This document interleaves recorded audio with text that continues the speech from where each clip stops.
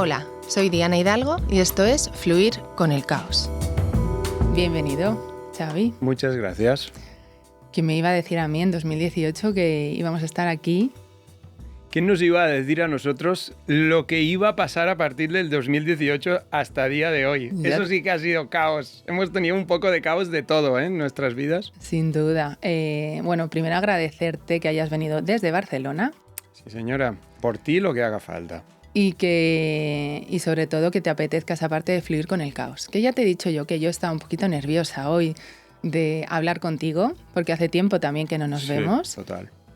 Y que vamos a fluir. Yo sabes que solamente me tengo una mini intro para que aquellos que nos escuchen sepan un poquito quién eres. Perfecto. Si te parece, empiezo. Cuando quieras. Pues Xavi lleva más de 20 años descifrando el comportamiento humano y la mente. Se hace lo que se puede. Ya hace tiempo, ¿eh? Sí. Y como aquí la verdad que nos gustan mucho los cambios y el caos, tú eres un gran profesional que hiciste un cambio importante, que dejaste la ingeniería, todo por la PNL. Hiciste un giro de 180 grados. Totalmente. Y a mí eso fue una cosa que también me conectó mucho contigo cuando te conocí como profesional, porque yo en ese momento también, en 2018, me apasionaba las personas que habían hecho esos cambios.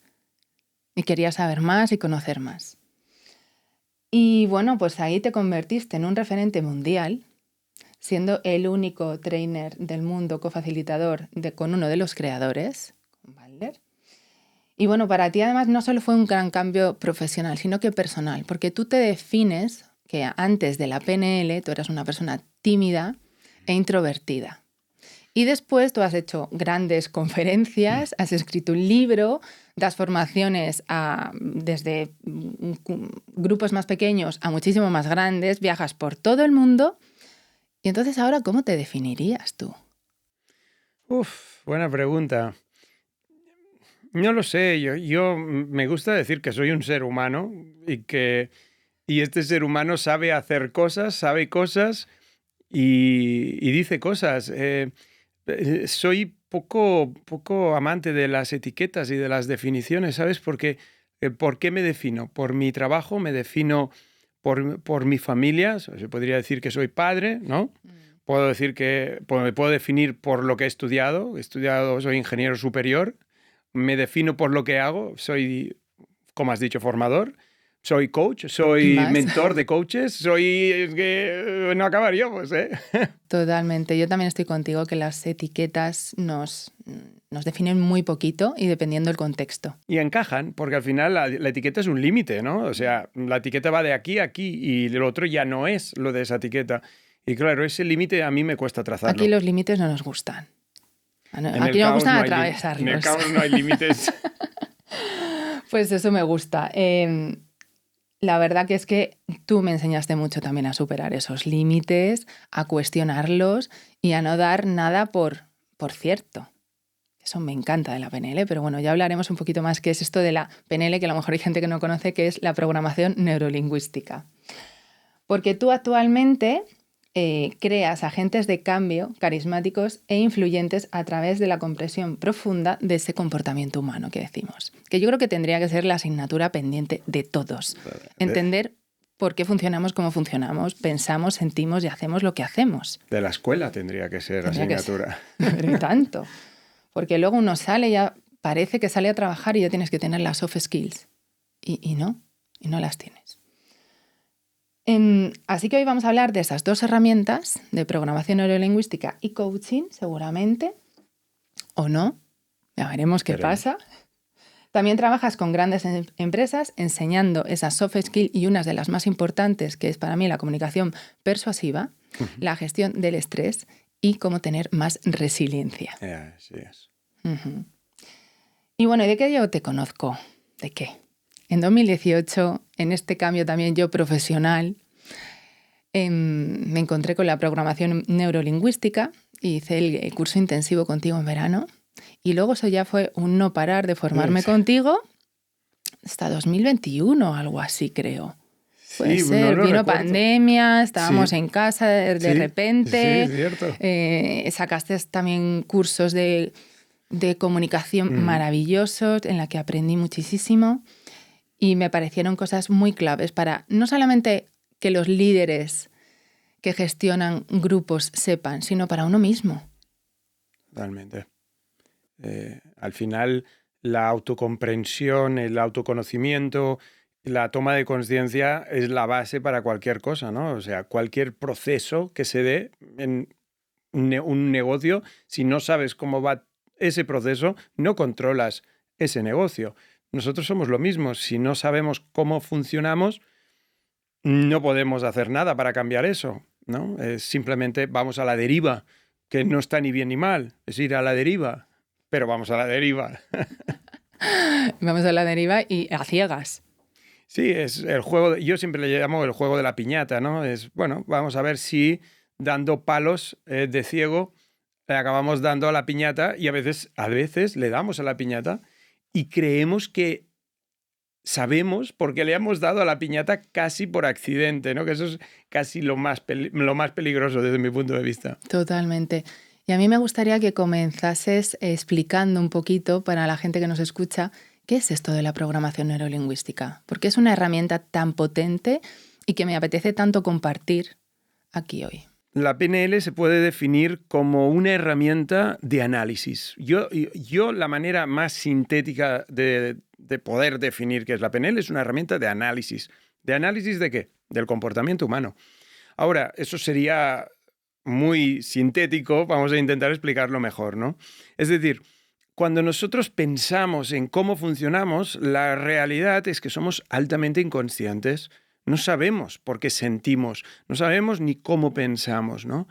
Y lo que te vienen a decir los sabios, los gurús, es que tomes conciencia, que te relajes, que fluyas, que vivas, y todo eso está fantástico, pero nos faltan los cómo. Falta el cómo se hace eso, cómo uno se vuelve más resiliente, cómo uno es más flexible, cómo uno puede fluir en el caos. Y la PNL lo que ofrece son cómo, es ir al detalle del proceso y encontrar cómo en nuestra cabeza generamos pensamientos, representaciones mentales, nos decimos cosas, cómo utilizamos el lenguaje para crear realidades, porque no nos damos cuenta y a través de las estructuras lingüísticas que utilizamos acabamos creando una realidad. Cuando decimos esto es un desastre, o esto es terrible, o no puedo hacerlo, al final estás creando una realidad y la PNL nos ayuda a descubrir no solo el por qué utilizamos las palabras que utilizamos, sino también cómo hacemos, de dónde procede este mecanismo el origen y poderlo cambiar, sin entrar en necesariamente, no es ir al pasado y hurgar en el pasado necesariamente, que no hay nada malo en hacer eso, sino es entender actualmente cómo tú haces en tu cabeza para hacer de lo que estás pensando, sintiendo y haciendo un problema para ti. Porque lo iremos hablando, pero es, bueno, al fin y al cabo, ¿por qué no estás consiguiendo o cómo haces, vamos a decirlo de otra manera, cómo haces para no estar obteniendo los resultados que quieres? Sí, y es una herramienta maravillosa para trabajar si eres profesional que te dedicas a ello. Y es una herramienta maravillosa sino para uno mismo. Efectivamente. Porque para mí creo que una de las primeras frases que te escuché eso es una herramienta de análisis de la realidad subjetiva. Y nos olvidamos, ¿no? Pensamos que cuando nosotros vemos algo, sentimos algo, todo el mundo va a ver lo mismo, todo el mundo va a sentir lo mismo, todo el mundo actuaría igual. Y no es así. Es que la realidad siempre es subjetiva porque filtramos la realidad a través de los sentidos, ¿no? Uh-huh. Y tenemos unos filtros universales que tú llamaste que me encantan. Y a mí me gusta ver las creencias como un embudo, ¿no? Que deja entrar información o no, la elimina o la generaliza o la distorsiona. Y ya empezar a saber esas cosas te cambia la manera en la que estás en el mundo, te cambia la manera en la que ves a las otras personas.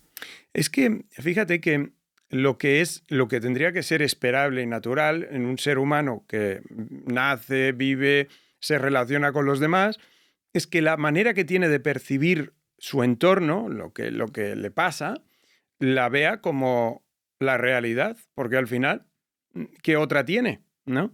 Claro, nosotros caemos en el potaje ahí y estamos flotando con los garbanzos, la morcilla ahí y no nos damos cuenta que eso es un potaje, que hay Exacto. otras cosas, ¿no?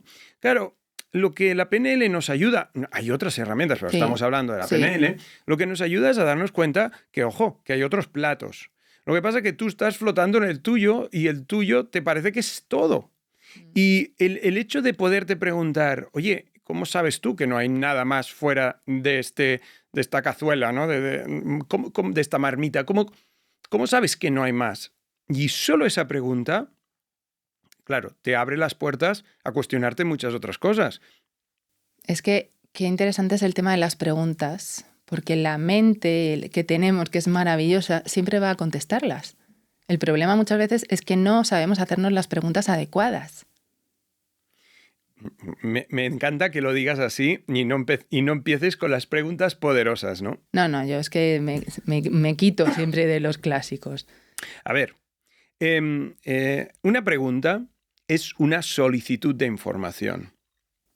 Es una propuesta, ¿no? Si yo te digo, oye, ¿te has fijado en cómo está hoy la calle? Eso es, te estoy dirigiendo la atención a que te fijes en cómo está la calle. Si yo te pregunto, oye, ¿cuándo fue la última vez que comiste sushi? Te estoy dirigiendo tu mente a algo muy específico que es un tipo de comida. Por tanto, las preguntas, aunque hay gente que cree que son inocuas, ¿no? Las preguntas son solicitudes, donde yo te solicito algo a ti, que dirijas tu pensamiento a algún lugar. Y tu atención. Tu atención y además a veces te solicito información de vuelta, ¿no? Claro, todo esto, como es una solicitud, aunque tú no lo digas verbalmente dentro de tu cabeza, esa solicitud se resuelve, ¿no? O sea, si yo te digo, oye, ¿cuándo fue la última vez que te enfadaste? Y ahora tú piensas, digo, aquí no lo pienso decir en medio del podcast la última vez que me enfadé, pero pling, Sí. te has ido a esa vez, ¿no? Por lo tanto, ciertamente las preguntas acaban generando una respuesta. Lo que no sería para mí exacto es decir que esa respuesta se verbalice. Ojo. Ojo, claro, porque muchas veces cuando la gente no quiere verbalizar algo, dice el no sé. Efectivamente. Y luego ese es el también escudo. depende mucho el estado emocional, ¿no? A que conectemos también con unos pensamientos u otros. Totalmente. Porque de ahí viene otra premisa de la que me enamoré cuando te la escuché. Somos tan buenos haciendo algo como el estado emocional que tengamos en ese momento. Y fue como, ostras, esto es tan cierto. Y tan poca gente lo sabe. Y la gente sigue intentando operar desde estados de frustración y estrés crónico y enfado constante, que es como, pero si no ves que estás a un 80% por debajo de tu inteligencia, desde ahí. Fíjate que desde ese entonces lo he evolucionado un nivel más y lo que digo es, tu estado emocional no va a ser mejor que la fisiología que tengas. Es decir, tú misma lo estabas diciendo ahora con el estrés, pero el cansancio, el hambre. Te decía antes que no había comido, estamos ya en la tarde para quien vea el podcast y no he comido en todo el día, pero lo he hecho a propósito, lo he hecho adrede porque estoy aprovechando el día de mi visita a Madrid para ayunar, ¿no? Pero hay gente que el ayuno lo lleva fatal, o sea, Sí. le bajan los niveles de glucemia y se vuelve un oso de las cavernas, ¿no? Por tanto, a veces es que te baje el nivel de glucemia, a veces es dormir poco, a veces es un desgaste por estrés, por trabajo, pero todo eso acaba afectando a tu capacidad también de regular tus estados emocionales. Claro. Luego vas cansado, no regulas los estados, tienes un estado emocional que no es el adecuado y evidentemente lo que sale de ahí, vete tú a saber qué es, ¿no? Y ciertamente cuando la gente me dice, a mí me cuesta hablar en público, quiero aprender a hablar en público. Muchísima gente no tiene problemas para hablar. Lo que tienen son problemas para gestionar su estado emocional Claro. y poder hablar desde el estado emocional que les permitiría pues, ser elocuentes, carismáticos, lo que sea, ¿no? Ser ellos mismos, porque al final si tú tienes ese miedo escénico de aparecer y tienes, bueno, pues lo que hemos dicho antes, ¿no? Todos esos límites, esas resistencias, esa historia que tú mismo te estás contando de si puedes o no puedes hacerlo, si eres bueno en algo o no, pues vas a llegar atacado. Y si llegas atacado, pues no puedes ser tú porque le estás mandando un mensaje a tu cerebro de que viene un león a comerte. Fíjate que cuando hablamos del miedo, a mí me gusta explicar qué es el miedo, porque al final hablamos de las emociones como si fueran algo, ¿no? Como si pasasen por aquí y tú Sí, vas y la sí, pillas. sí. Ahora tengo amor, ahora tengo tristeza, ahora tengo miedo, ¿no? Ahora tengo motivación, ahora no la tengo. Y de hecho es una manera de hablar de algo que nos sucede. El miedo es algo que nos sucede, no algo que tengamos, ¿vale? Pero lo convertimos en una metáfora como si fuera Sí. la taza. Tengo una taza, la taza sí la tengo. El miedo no lo tengo. El miedo me sucede porque hago cosas dentro de mí, ¿no? ¿Y qué es el miedo? El miedo es la respuesta fisiológica y emocional ¿a qué? A la percepción de una amenaza. Es decir, para que yo tenga miedo, o sienta miedo, para ser más exactos, para que yo sienta miedo, debo percibir. ¿Y la percepción qué es? Es una experiencia subjetiva, como decías tú. Delante de un león hay gente que tiene miedo y hay gente que no. Hay gente que, oye, trabaja en un circo, en un zoo o lo que sea y no tiene miedo. Y yo me pones un león delante y salgo corriendo, efectivamente, ¿no? Por tanto, fíjate qué interesante, porque algo como el miedo no deja de ser la respuesta a una percepción. Pero no es el miedo, ¿eh? El enfado es la respuesta también a una percepción. ¿A qué? ¿A una percepción de qué? En este caso de agravio. Me siento agraviado por una injusticia, por una traición, por lo que sea, y ahora esa percepción me genera una respuesta, en este caso, de enfado. Y así seguiríamos con el resto. Sí, porque además has dicho cosas bastante interesantes. El miedo, también existe mucho miedo psicológico, que viene a lo mejor muchas veces incluso que te han transmitido, que ni siquiera tú lo has vivido. Tienes miedo a algo, pero es que ni siquiera lo has experimentado. ¿Cómo sabes que tienes miedo, no? Por esa experiencia subjetiva que no has tenido ni siquiera percepción porque no lo has vivido. Entonces, ¿cómo podemos tener miedo a cosas que no hemos vivido y nos están paralizando quizá lograr lo que queremos? Sí. Fíjate que, y esto vamos a citar al padre co-creador de la PNL, Venga, Richard Bandler, ¿no? Richard, un saludo. Un saludo, Richard, aquí a todos desde aquí. Fíjate que él siempre dice que cuando le viene a alguien y le dice que tiene miedo a las arañas, él siempre dice que la persona no tiene miedo a las arañas. Tiene miedo a la representación mental que se hace de esa araña. Porque si tú lo piensas, cuando ves una arañita, ¡ping!, es igual, el tamaño que sea, está ahí quieta. Las arañas no llevan una hacha, no llevan una espada, no ponen caras. No. Las arañas no hacen nada. De hecho, una araña no tiene ninguna ganas de acercarte a ti. Y a pesar de eso le tenemos miedo a la araña. Pero no es a esa araña, es a esta araña de aquí. Ese miedo psicológico del que hablas tú, en el fondo, todos los miedos, de alguna manera u otra, son psicológicos. Crecen aquí, se construyen aquí. Pero sí es cierto que a veces los aprendemos, son aprendidos, no son ni vividos. Son casi heredados muchas veces. Sí, totalmente. Y ahí, pues obviamente, los padres, los abuelos y toda esta gente con la que viene detrás. Todo lo que ahí estamos en el potaje ese, pues estas personas nos hacen que aprendamos a percibir ciertas cosas como amenazas o no. Pero lo aprendemos, es un aprendizaje. Y lo bueno de los aprendizajes es que tú puedes aprender cosas nuevas también. Sin duda. Y aparte, eso va muy alineado con el tema de la neuroplasticidad, que es infinita. Y también poca gente sabe también esto. Y en PNL se trabaja bastante esta neuroplasticidad. Es que, de hecho, uno de los principios básicos de la PNL es lo que se le llama flexibilidad conductual. Es decir, cuando en coaching se utiliza a menudo el concepto de creencia limitante, a mí me resulta hasta divertido el concepto, ¿no? Porque me imagino como la creencia como si fuera una pared, ¿no? Una valla, ¿no? Te pone un muro. ¿No? Claro, las creencias, igual que las emociones, no existen. Es como le llamamos al modo en que pensamos sobre las cosas. Pero hemos acabado poniéndole un artículo delante tantas veces que hemos creído que eso es un objeto. Ya sabes que esto en PNL se le llama nominalizar, ¿no? Sí. Y lo empezamos a tratar como un objeto, la creencia, ¿no? Como Otra vez, la taza. Pues tengo una creencia. No, tú no tienes creencias.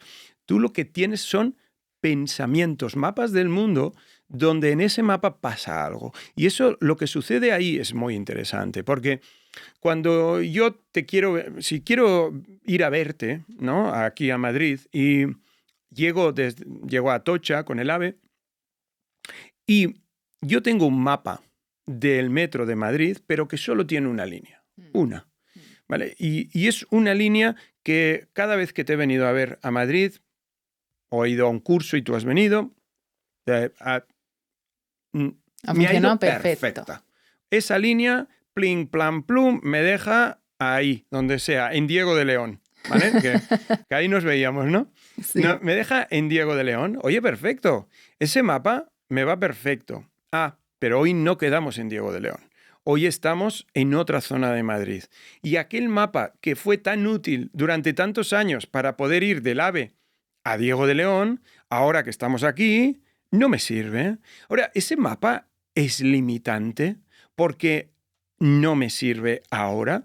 No, el mapa es limitado, que es muy diferente al limitante. Me gusta mucho más esa definición. Claro, es un mapa limitado, es un mapa que le faltan líneas de metro, que si las tuviera todas, las que hay en Madrid, o al menos la que me llevaría hasta aquí, se me acabarían los problemas. Cuando pensamos en creencias y pensar, por ejemplo, yo siempre que hago un curso e intento provocar a la gente, les digo, el hecho de que yo diga no soy bueno para las matemáticas, ¿creéis que es una creencia limitante o no? Y la mitad de Tomás dicen sí. Vale. El hecho de que diga yo soy calvo, ¿es una creencia limitante o no? Y ya la cosa cambia. No, porque cada uno puede ser... Digo, ¿qué hace a una limitante y a la otra no? ¿Qué lo hace para ti? ¿No? Y no me saben responder. Solo saben que una es limitante y la otra no, pero no saben decir exactamente por qué. Y es que nada es limitante si no hay un objetivo previo. Si yo no tuviera que venir a verte aquí, si no tuviera que llegar hasta aquí, tener un mapa de Madrid con una línea de metro sería absolutamente igual, porque estaría en Barcelona, ¿no? Sí. En el momento que tengo un objetivo, que es llegar aquí y verte, ahora ese mapa no me sirve. Ahora tienes que preguntarte cómo puedo llegar a ese punto. Exacto. ¿Qué le pasa a mi mapa? Pero si yo creo y estoy convencido, y aquí está el problema, y estoy convencido de que ese es el mapa de todas las líneas del metro, es decir, estoy convencido que solo hay una línea, ahora ese mapa me limita. Claro. Y ahí es no te es útil. A mí me gusta mucho más, como lo has llamado antes. No es útil. Deja de tener utilidad para ese objetivo. Necesito ampliar el mapa. Efectivamente, si es que yo la palabra limitante no la utilizo, era para seguir con... Sí, por eso que me encanta. ¿No? Sí. Por tanto, ese mapa deja de ser útil, efectivamente, y aquí el problema, ¿cuál es? El problema es que lo que nos permite fluir en el caos, para mí, es la flexibilidad. Ahora, no puede haber flexibilidad sin pensamiento crítico, porque si no soy capaz de cuestionarme el status quo, si no soy capaz de cuestionarme lo que creo que es cierto, cuando lo que creo que es cierto no me funciona, no voy a conseguir más opciones. O sea, el principio básico de la creatividad es el pensamiento crítico, siempre. Otra asignatura que se tenía que dar en los colegios, universidades, que tú y yo hemos estudiado una ingeniería, y había muchas asignaturas que no servían para nada. Efectivamente, pero muchas. ¿Sabes? En cambio, si hubiesen metido un poquito más de creencias, ¿por qué siempre mi creencia o mi manera de ver el mundo es la verdad y el de enfrente está equivocado? Claro, es que esa es la derivada. Lo mío es lo normal. Claro. Otra vez, ¿no? Para allá. Lo mío es lo normal, lo tuyo es raro, lo tuyo es raro. Y yo digo, bendita rareza de algunos que somos, ¿no? O benditas ovejas negras, como dice Hellinger también. Las ovejas negras son aquellas personas de la familia en el que amplían el mapa, las ramificaciones del árbol. Yo soy la oveja negra de mi familia. Si es que yo sé. Si al final no es casual que conozcas a ciertas personas, ¿no? Fíjate que... No, totalmente que no. Dios las ovejas negras nos juntamos. Exacto, Dios los cría y ellos ya se juntan solos, ¿no? Fíjate qué interesante lo que dices, porque siguiendo con la analogía del mapa de Madrid, yo llevo 15 años utilizando el mismo mapa y cuantos más años y más me sirve para ir a Diego de León, más me lo creo. Sí. Y ahora encuentro a alguien más que me dice, perdone, es que yo tengo este mapa y sale otra línea. Una es la azul, la otra es la roja. Y yo le digo, no, que ya solo hay azul. Ese es el punto donde lo que acabas diciendo es, tú estás equivocado. ¿Por qué? Porque llevo 15 años con este mapa. Exactamente. Y yo tengo la verdad. Efectivamente. Y cuando yo creo que tengo la verdad, tú no la puedes tener. Solo la puede tener uno. Y te limitas a ver más allá. Entonces, qué interesante ese punto de pensamiento crítico con uno mismo, con lo que escuches siempre, con lo que escuchen aquí, con lo que escuches en cualquier lado, porque parece que hay contextos en el que sí que la realidad es así, absoluta, ¿no? Hombre. Y lo único que hacen es meter también más miedo y más límites o no utilidades a ese tipo de pensamientos, ¿no? Que la gente da por válido.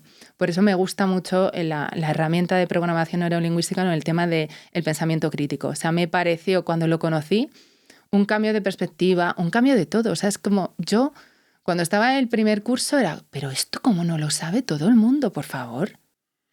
Es tomarse la píldora directamente. Gracias. ¿Sabes? El Matrix, que además tú hablabas mucho de Matrix. Claro. Es un momento de no retorno, porque de repente, claro, te empiezas no solo a hacer preguntas a los demás, que puedes perder a algún amigo por el camino, no nos engañemos, ¿no? Sino que te haces preguntas a ti. Es decir, ¿cómo sé yo que no soy capaz de hacer esto, ¿no?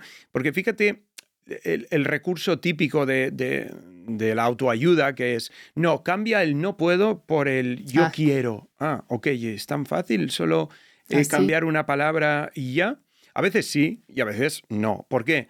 Porque yo tengo un mapa con una línea y partiendo de ese mapa no puedo. Es que no puedo llegar aquí, ¿no? Es una realidad en mi mapa. Exacto. Por lo tanto, o yo soy capaz de cuestionar y enriquecer mi mapa, o tú ya me puedes decir, yo puedo, yo quiero, que yo voy a seguir pensando, yo no puedo, porque en mi mapa no existe la vía para llegar aquí.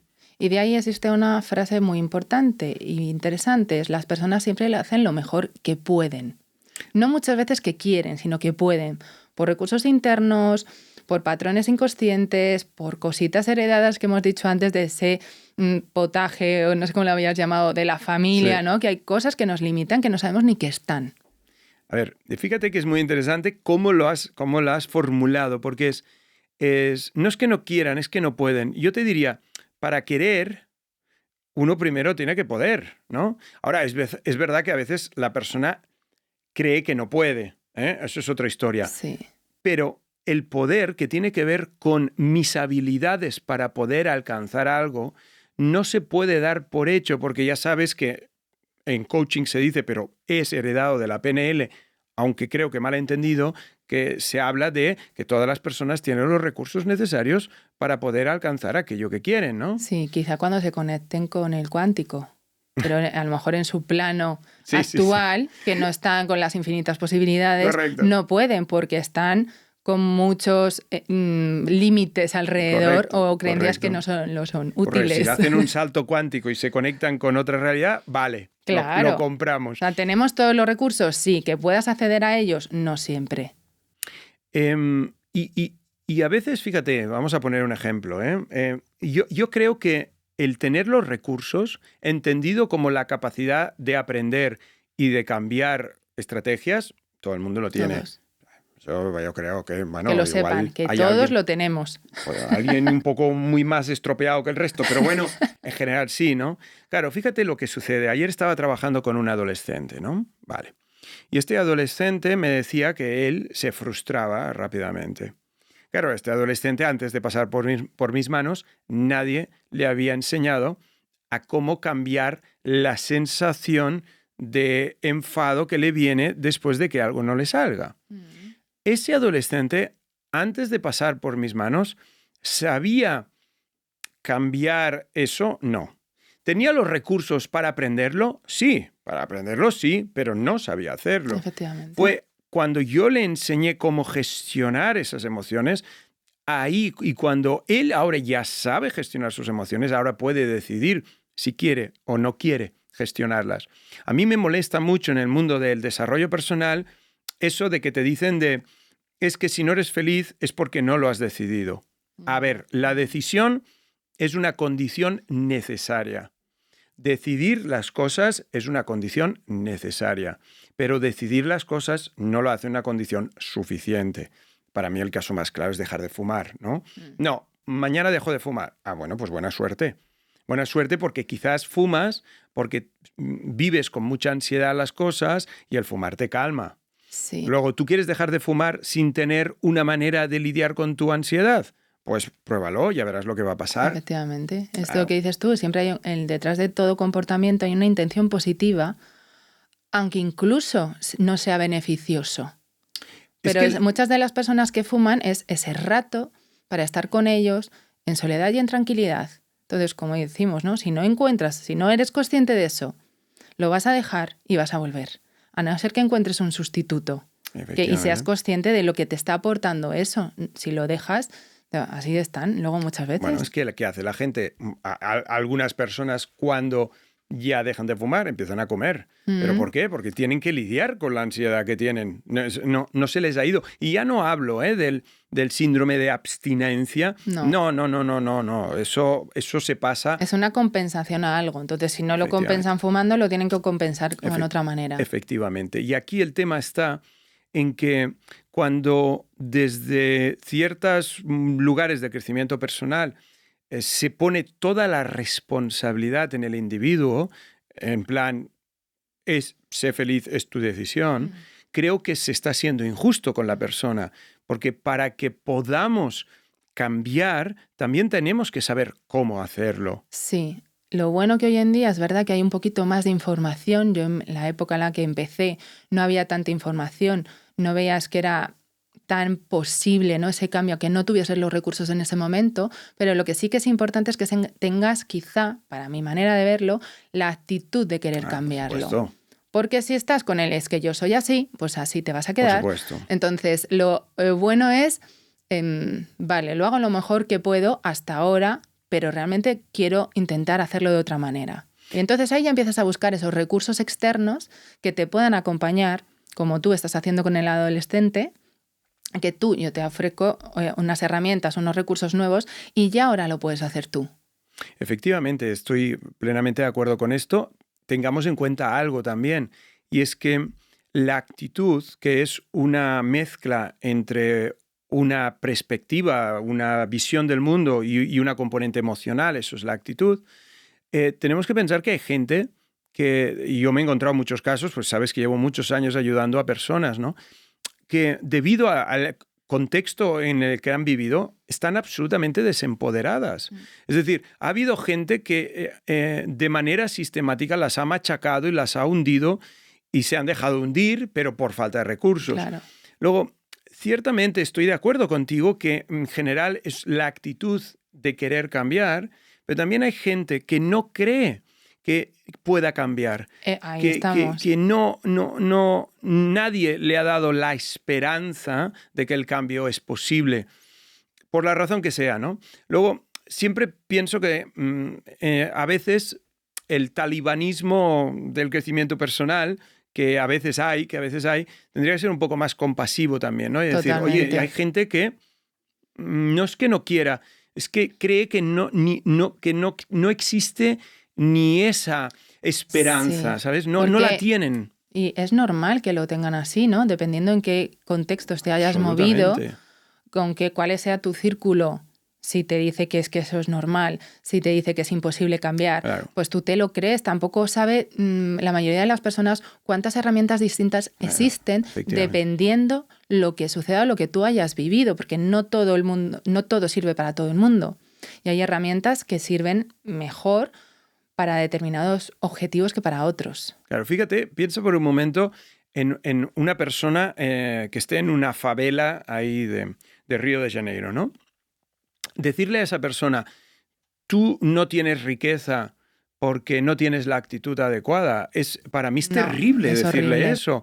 Es decir, esa persona no ha visto nunca más allá de un mundo de favelas, ¿no? y de pobreza, y por lo tanto pedirle que tenga y seguro que los hay que les salen. Y los hay que sí. Y los hay que sí, pero habrá gente que en ese mundo no creerá que él es capaz de eso por el entorno en el que vive y porque toda la gente de su alrededor hace y piensa lo mismo, Y ¿no? por el sistema también, ¿no? En el que ha nacido, que muchas veces te va a condicionar, quieras que no, para lograr o no lograr ciertas cosas. Por eso digo yo que es muy importante ser compasivo con las miserias de cada uno, Estoy ¿no? contigo. Incluidas las de uno mismo, porque demasiadas veces nos tratamos con una dureza inmerecida con nuestras sombras, con esas partes de nosotros que no nos gustan, ¿sabes? Que esa parte de mí que no quiero ver. Y que la quiero tapar. Efectivamente. Y que no quiero que nadie la vea porque creo que si no van a dejar de mirarme de la misma manera. Porque he leído en un libro que tengo que ser feliz y yo no me siento feliz. Porque en un libro he leído que tengo que ser abundante y yo no me siento abundante, ¿no? Es cuando empiezan a haber unas cosas que tienes que ser y otras que no, y tú te das cuenta que dentro de ti no está eso, empiezas a rechazarte. A mí me llegan muchos clientes que se rechazan. Porque es que no es tan fácil solamente con leerlo. Es que esto es un proceso. Por eso es tan importante ser compasivo, ¿no? Con uno mismo.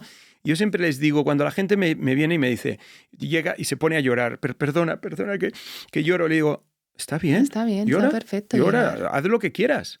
Está bien. No, pero es que yo me castigo, me digo cosas muy feas. Esa parte también es tuya. Sí. Cuando al empezar me has dicho, quiero ver otras partes de ti, o sé tú, o yo pienso, sí, yo soy, ¿quieres que sea cuando estoy con mis hijos? ¿Quieres que sea como cuando estoy dando clases? ¿Sabes? Hay muchos Xavis y hay Xavis oscuros también. Sí. Pero eso es como, yo siempre le digo lo mismo a los clientes. Digo, esa parte de ti es como si tuvieras un hijo tonto. ¿Verdad que, aunque fuera tonto, tú le querrías igual? Esa parte de ti que no te gusta ver, esa parte de ti que escondes, esa parte de ti que no muestras a los demás por vergüenza, por pudor, lo que sea, ese es tu hijo tonto, pero es tuyo, es una parte tuya. Y lo tienes que amar igualmente y dar la bienvenida y no ocultarlo, porque ahí yo creo que realmente existe la grandeza y cuando podemos ser auténticos al 100%, cuando dejamos de tener miedo a ser auténticos y naturales. En las y no sombras. hay que hacer tantos cursos de comunicación y de soft skill cuando realmente todas las soft skills son de dentro hacia afuera.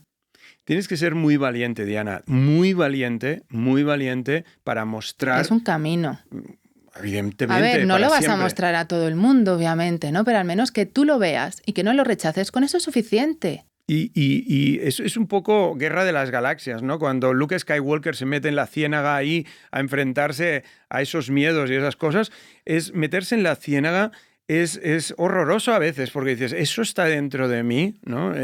Pero ¿sabes lo que pasa? Que es que todos compartimos sombras. Bueno, entonces, cuando también te das cuenta de que todas las vulnerabilidades de casi todos son compartidas, te da igual que seas CEO de una multinacional, a un emprendedor que trabajas para ti o un alto cargo. Es decir, todos tenemos las mismas vulnerabilidades.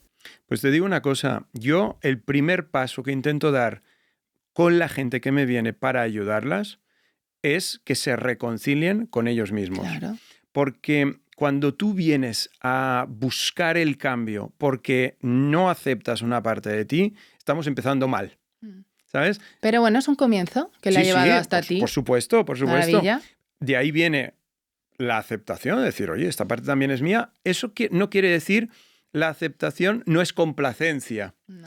Son cosas ni diferentes. Es resignación. Ni es resignación. La aceptación es una maravilla.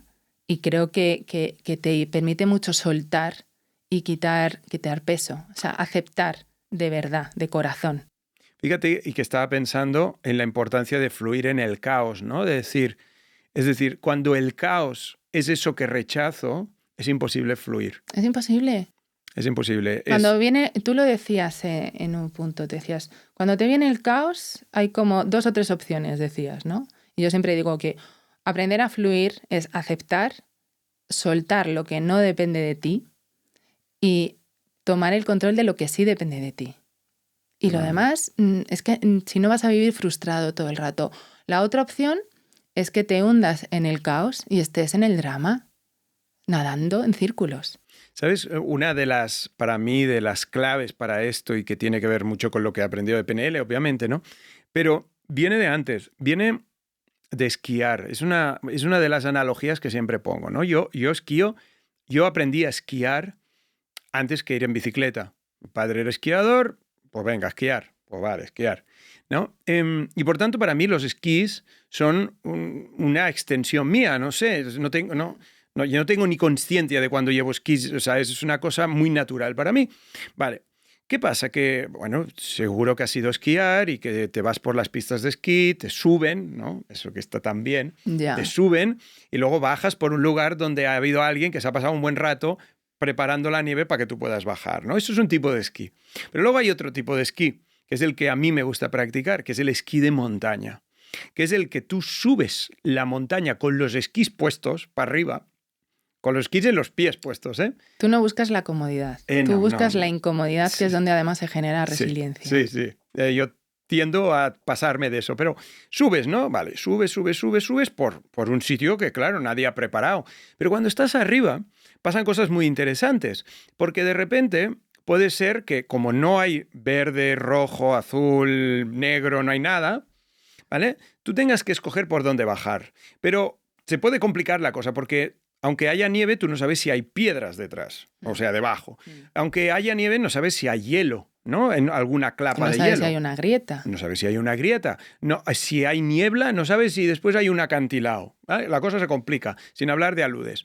Pero hay una cosa muy interesante y es que cuando yo estoy arriba de todo, de la montaña esa, de ese caos, de esa incertidumbre, hay algo dentro de mí, muy profundo dentro de mí, que me dice: tú vas a bajar de aquí sea como sea, aunque sea con los esquís puestos en la mochila y andando, pero tú bajas de aquí.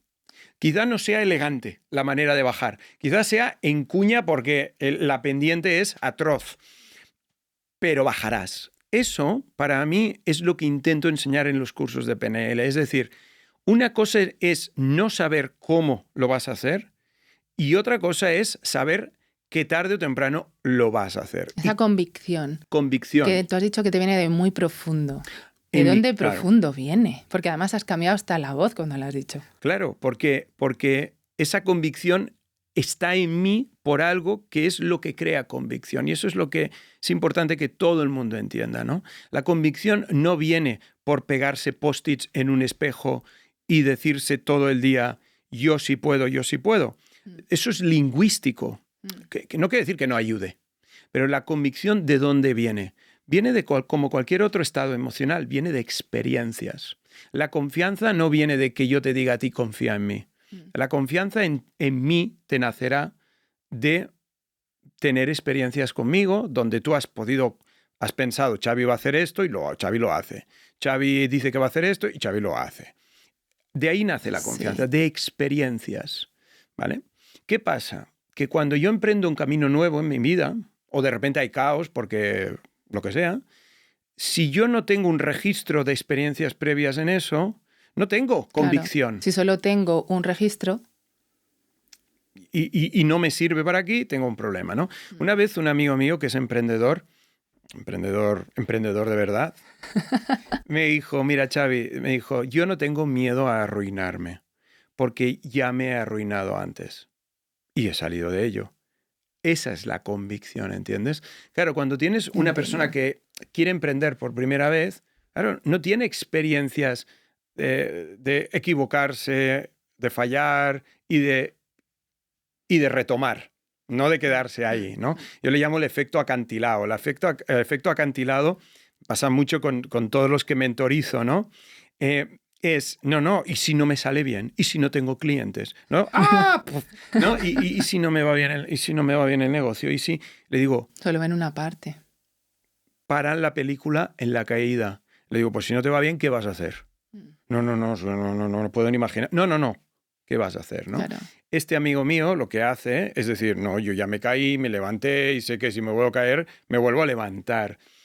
Esa certidumbre que yo tengo de bajar por cualquier sitio, porque lo he hecho 20.000 veces, Esa es la certidumbre que nos permite fluir en el caos. Sí, yo te entiendo perfectamente porque esa certidumbre la tuve yo cuando fui al curso del coaching, de PNL, pero cerré mi empresa con deuda y me lancé sabiendo de tendré paracaídas, habrá unas colchonetas debajo o habrá una piscina o alguien vendrá, un superhéroe, y me recogerá, ¿sabes? Sí. Y yo tenía esa convicción interna de me va a ir bien, ¿sabes? O sea, ya lo había vivido en una ocasión. Esta era quizá más arriesgado a vistas de otra gente porque ya había muchos profesionales de esto. Total. Pero yo estaba como...